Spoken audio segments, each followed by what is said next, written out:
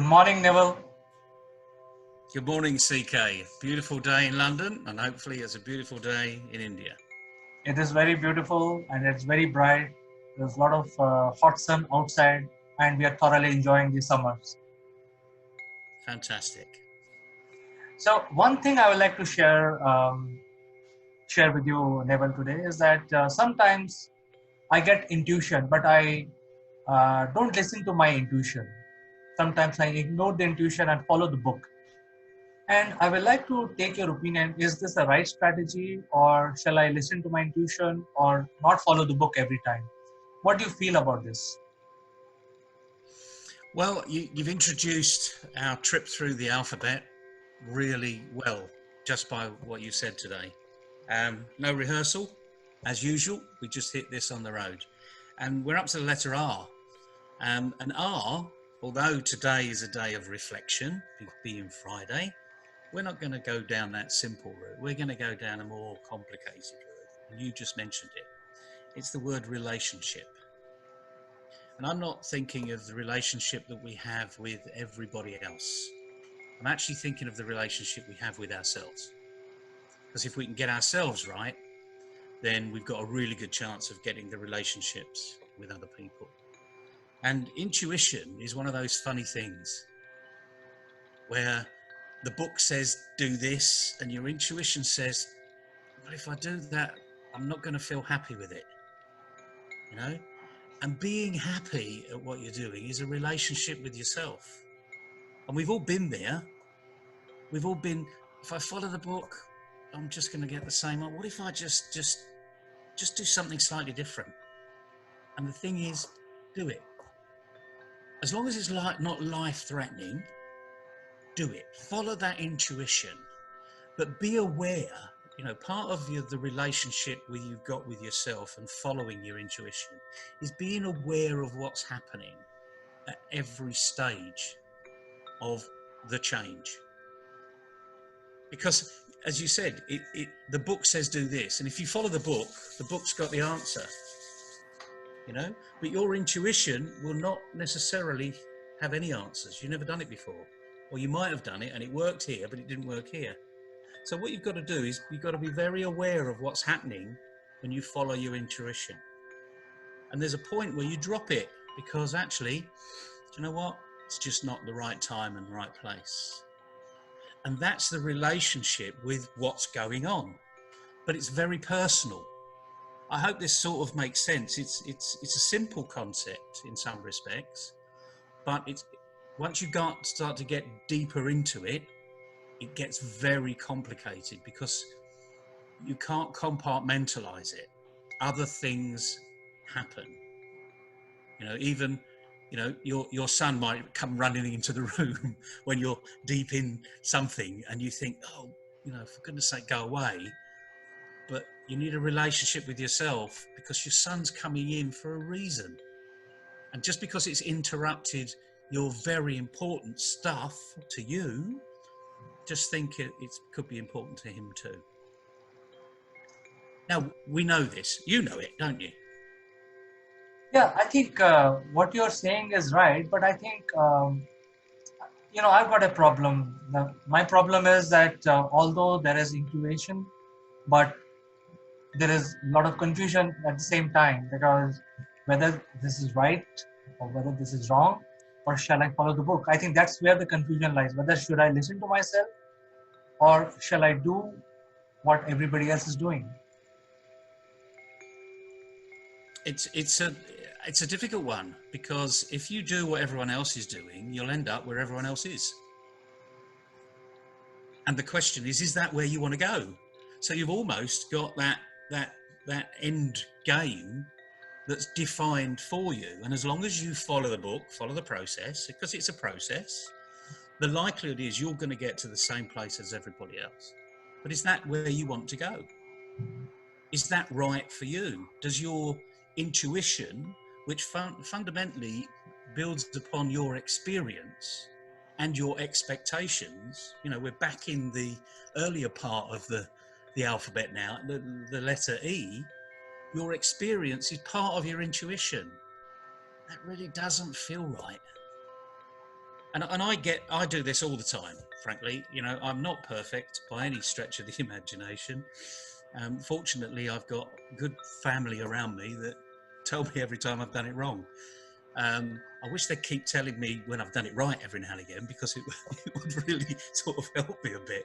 But like anything else, we're quick to be able to tell people, no, you've done it wrong there. You know.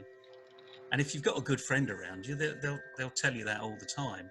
And as long as they're little things and they catch you early, then it's not a big deal. But this intuition is not their intuition. It's not their experience. It's your experience, and that's your personal relationship. So inside of you, you've got three voices going on all the time.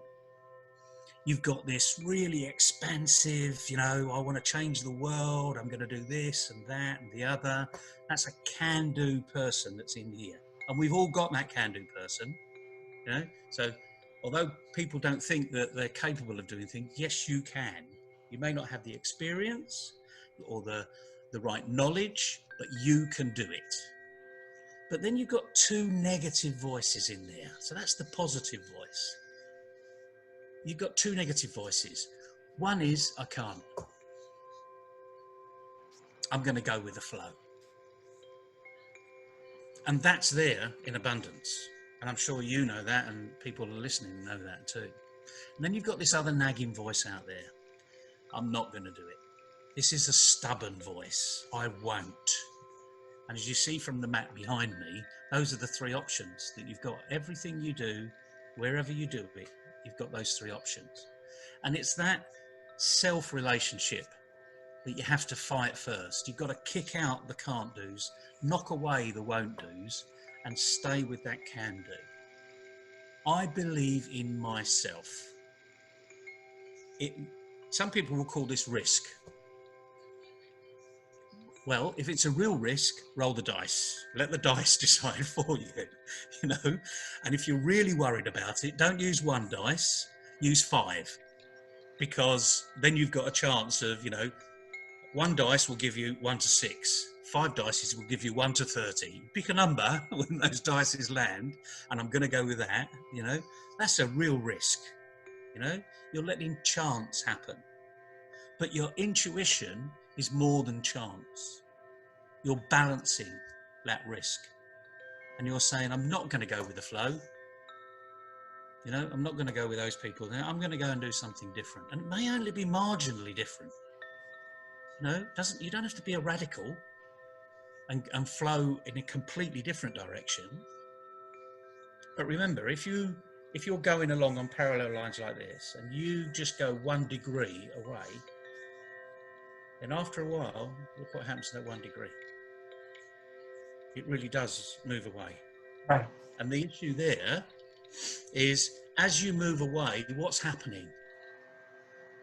If you're improving, and I'm not going to say what you're improving on, but you've made a decision to do something different. If you're improving and it's working for you, are you going to stop and go back, or are you going to do more? Simple question. If I'm improving, definitely I'll continue on that path to improve more. I don't want to stop that process. But if you're not improving, when are you aware that you're not improving? It's getting worse, or it's not as good as it could have been. That's the issue. And that's when your intuition kicks in again. But it's only because you're being aware. Now, these are really complex concepts in some respects, but you have to take that first step. And the first step is know who you are. Have that relationship with yourself. Nobody is perfect. No one gets it right all the time. And when you realize that, the first question you ask when you start to move away and it doesn't improve, you say, well, is it me? Have I done something wrong? And although that might sound very critical, you're your best critic. Then you've got to handle it. So everything we're talking about here is captured under this term, emotional intelligence. And the best leaders in the world are highly emotionally intelligent. That doesn't mean they're intelligent. It just means they are fully aware of their situation and their emotions. And the nice thing is, when it goes like this, and it goes like that, you think, yes, wonderful. I'm going to tell the world. But then you say, actually, I'm not going to tell the world because I've found something that's really unique to me, and I'm just going to keep it to myself. And that is your competitive advantage. And every business wants a competitive advantage. But you will share it with your colleagues, people that work closely with you, because you say, look what's happened here. I did this. I didn't want to tell you about it at the time because I wasn't sure. But now, look what's happened. What if you were to do that? What if we were to do that collectively? How can we improve on that thing? And again, you're now talking about a relationship with everybody else. So it can blossom. But you've got to be able to handle the time when it doesn't blossom. Your intuition wasn't right. But don't let it stop your intuition taking the risk in the future. I hope this makes sense. It's Friday, it's a day for reflection. So this is really internal reflection, but it's in this word relationship. Yes, Neville, in fact, it makes a lot of sense. And as you rightly mentioned, I think the real challenge is to,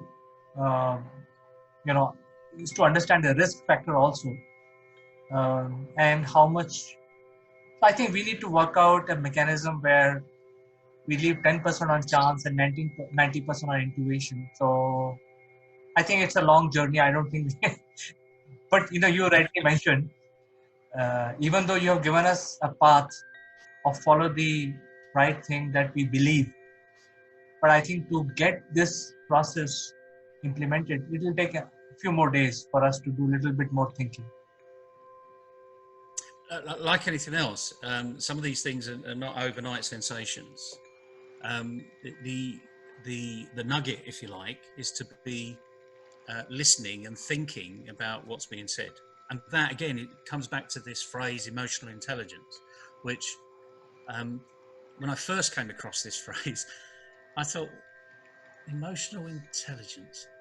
What emotion's intelligent?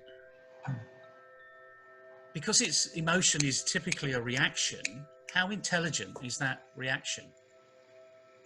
And it takes a while to think about, is there an emotion that's intelligent? Well, probably the only one is happiness, because if I smile and you smile, it's infectious. Yeah, that's pretty intelligent. I prefer to be there rather than be unhappy and sad. But is it really intelligent? Who knows? I'm not a psychologist. I'm not in that world of deep research into the inner machinations of the mind and how that works. There are plenty more people that we rely upon to do that. But the common sense is control your emotions. That doesn't mean to say when you're really ecstatic and you think you've got a fantastic result that you say, oh, that's okay then. That's not the sort of control you want. You need to feel it inside. That's the relationship you got with you. When your favourite cricket team, scores a 6, how do you feel? It's very exciting. It's thrilling. Exactly. It's thrilling. And when they hit a second 6 off the same over, how do you feel then? Well, there are, I think, 2 or 3 Indian cricketers who hit sixes on every ball of the over.